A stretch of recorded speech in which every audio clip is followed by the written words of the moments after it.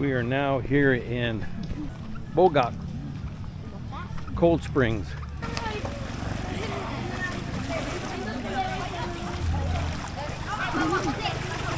Well, here we are in Bogak, Cold Springs.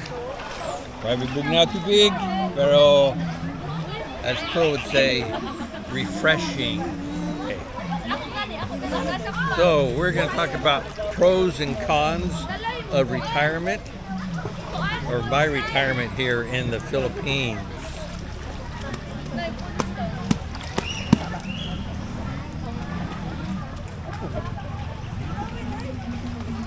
Is this what retirement like for you? It is. This is retirement. Pros are retiring at 62.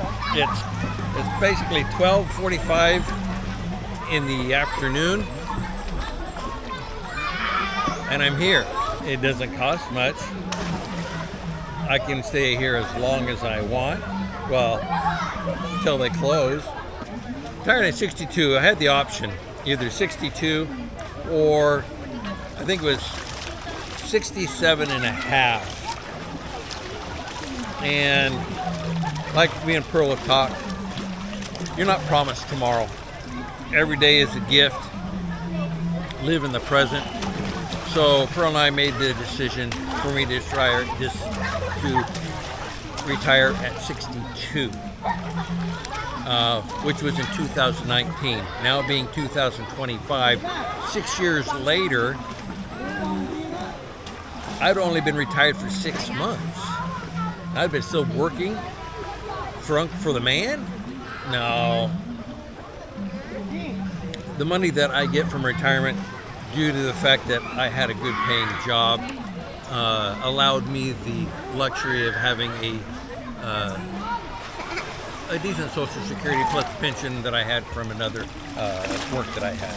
So to me, and with talking with Pearl, it was a no-brainer to go ahead and retire at 62. Before we, or even after we had already made the determination to come here at 62, we prepared earlier by sending balikbayan boxes here. Ended up being about 26 of them, but they were like we got some towels. My tools I think were like four boxes just in itself. To preference all of this, back after when Pearl and I got married back in 2007, I had already talked about this. We made several trips here back to the Philippines,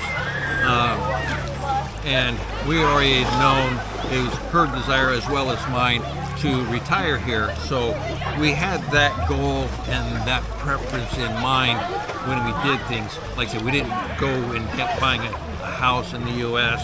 We did have a car, a truck, a motorcycle, but all those things we sold before we came here. But that was our decision to do because we knew that we were going to retire here. We didn't want to create a lot of debt like a mortgage there. We paid off our debt. Okay, before we retired here, we had plans on building a house for our retirement. That didn't happen. So instead, the money that we were going to use to build a house, we purchased a house that was already built. It actually was a little smaller than the one we were going to build, but in retrospect, we probably should have bought something a little smaller because after living in it for a while, it's pretty big. But we've done some modifications to it. One pro is that my money goes a lot further here than it would in the U.S. Like right now, exchange rate is 55.80, I think, somewhere close to that. So with the money that I get in, we live comfortably. Driving here, there's a lot more freedom driving here. The food here is wonderful. The fruits, there's so many different varieties of fruits that you can eat fresh food. The vegetables are right off the farm. The carne, the meat, the manok, the chicken, the pork, the beef, all you can go to the Blink and get them fresh. As I said, cost of living here is so much less. I find that they will do anything for you. We had an incident one time coming back from Davao. The bongo broke down, and some guy, the guy that was in it repairing the bongo, took out of his time and drove us all the way, it was about 2 hours. It was raining. In the rain, in the fog, all the way back to Managua. And then he drove back in that same weather. He didn't stay the night. We offered to let him stay the night and he'd go back the next day, but no. So it's just, the people here will do anything for you and not expect anything in return. You'll see, if any of you have seen videos before, when they have a younger sibling or family member, whatever, that's younger, that they'll come up and do the thing here, do the bless. That's a standard practice for respect for your elders. In the States, well, one of the things that Pearl did when she worked there as a CNA too, so she took care of elderly people, she took care of people that couldn't take care of themselves anymore. They don't have that here. Families take care of family. The children take care of the parents. It's like when you're young, the parents take care of you, and when you get old, you take care of the parents. It's not surprising to find that the children live in the same house with their parents and take care of the parents. Just like the pros with the driving, there's a lot of cons that go along with the driving as well. Not everybody here, you have to have a driver's license to drive, but not very many people know how to drive. They don't follow the rules of the road. You'll see a 10-year-old driving a scooter in the brook or in the barangays out in the Bukid area. They don't look when they merge into a lane. They just go in, and you have to be the one that has to adjust. Another disadvantage, not so much for me, because being a senior, you get preference. If you're disabled, a senior, or pregnant, you get preferential treatment at the banks. When I go into the bank, in the U.S., it'll take you, 5 minutes, and you're gone, you're done. You go to a bank in the Philippines, you can, for me, about 20 minutes. If you're not a senior, pack your lunch. It could be an hour that you're sitting in, or two, that you're waiting. You can wait in the ATM line. It's funny. When Pearl was here before, and she didn't have a problem. She had patience in the ATM lines, whatever. But then going into the States and seeing how easy it was, how fast it was, and then coming back here, it's just like she's like, I'm not waiting that long for that. So even Pearl's patience for the ATM or the banks is she's not got back there yet. So the cons is very minimal compared to the pros. So overall, on a scale of 1 to 10, living here, because of the cons, I have to say a 9. So would you recommend somebody? I would. In fact, I'm still trying to talk Jacob into retiring here. Jacob, you got to retire here. Find yourself a Filipina. Jacob is, I'd say, my best friend that I have.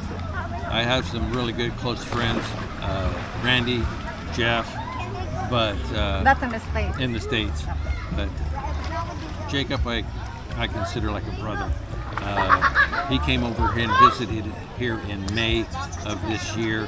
We went to Boracay together. It was fun. Okay. So yeah, I'm trying to get him to come over here. He's only in his 40s, so, He's like 37, so he's still got a long ways to go. So this topic is about coming back to the Philippines with my husband being retired here. And then I was thinking, so what am I gonna do? I'm so used in the US that I'm always working. And I got here and I feel like I could do more. My dream is to have a business, and my course is business management here. So anyway, we have a business. The pros and cons of having a business. Pros is we're not only depending on your social security. We have a fallback. In fact, 2 years ago, Charlie's social security or his pension got stopped. It got stopped due to the fact that Social Security office in the U.S. lost my paperwork. I had to get onto them because I got my check in January, but then in February it didn't show up. So I had to start doing the calling thing and call back and call back. And finally by April, I started getting my checks again. They found it, then they sent it to the wrong department, and then they had to go get a manager's approval, blah, blah, blah. Everything was like, well, you can do this, but it'll be, 30 days before we'll know if it's been remedied or fixed. So it took 2 months to get it straightened out for something that I didn't do wrong, they did. Anyway. So because of that, Charlie don't have pension for 2 months. So blessing in disguise that we have a business, this cell phone store business, because that's been supporting us for 2 months, that we have no income at all from his social security. So it's a pros that you have another source of income here aside from being retired, right? Correct. That we have a business as our fallback income. And it also has helped also with paying sweldo for the farm workers. Another pros is the feeling of accomplishment that I finally got something. Business-wise, because of your education. Yes. When I went to the States, when I graduate, I expect that I'm working related to the course that I finished. I'm gonna be working the office and blah blah. But then when I went to the US, that didn't happen because I found out that working in an office environment is very minimum pay rate. So I decided to go on another field like nursing assistant, and it pays more. So I did that instead. But inside of me is telling me that it's like a slap on the face. Felt empty? On me that I graduated this course, but I wasn't able to use it. So something inside of me that I want to do something that's in my dream before, that I want to have a business. So we're able to do that now, and I feel accomplished that I'm able to do something for myself. That's something my dream. That's the pros. Cons for me is that having a business is that my time is divided, right? Yeah. Not much. Sometimes I have to do this, and don't get sometimes much time to spend with you. That's the cons. Yeah. Because having to deal with employees yes, and having all to- their issues and their different personalities. Yes. It can be stressful having a business here. Of course, not only here, but I'm sure it's everywhere else, diba? So it can be stressful handling with people, and the weight that you're carrying, knowing that their livelihood is Depends depending on you. Yeah. Yes. So that's the cons for me. It's like the full responsibility is on me that I have to keep this business going. Having a business, it can be more of the pros than the cons, depending on the type of business you're having. I'm pretty much happy with the business we have, and now that we're gonna have another business. Okay, we're going to wrap this up. Until next time. From here in the Philippines, Barabo. Bogart Cold Springs. Salamat. God bless.